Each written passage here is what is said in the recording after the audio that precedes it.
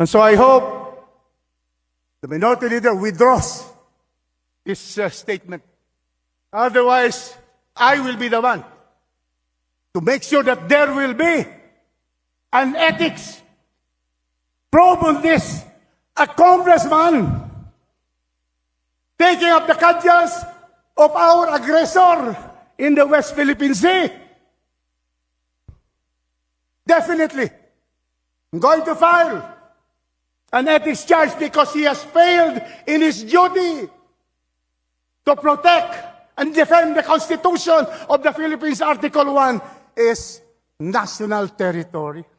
Madam Speaker, ako po ay nire-request na mag-withdraw ng aking privilege speech. Hindi ko po i-withdraw po yan.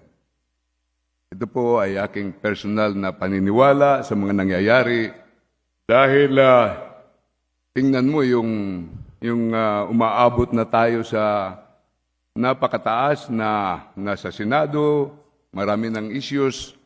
Lahat po ng batas na ipinasa natin dito sa Kongreso ay sinuportahan ko po. Ito lang, nakita na natin na sinabi mismo ng Presidente na yung pag-declare ng persona non grata umabot na sa pag-declare ng persona non grata ng ambassador ng China.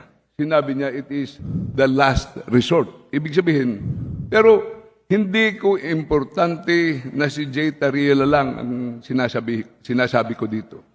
Ang sinasabi ko po dito na magkaroon tayo ng isang direksyon na pinamumunuan ng Department of Foreign Affairs para maging tama yung approach natin, hindi tayo misunderstood. Kahit nagagalit po kayo, kahit anong sentimento nyo, iklaro nyo with professionalism ang sinasabi nyo para marinig tayo. Dahil pag sumisigaw tayo palagi, hindi po tayo maririnig. Madam Speaker, palagay ko, ang boses ko ay mas malaki sa boses ng gentleman from Cagayan de Oro. Session suspended. Pero nagsasalita ko ng mahinahon po dito.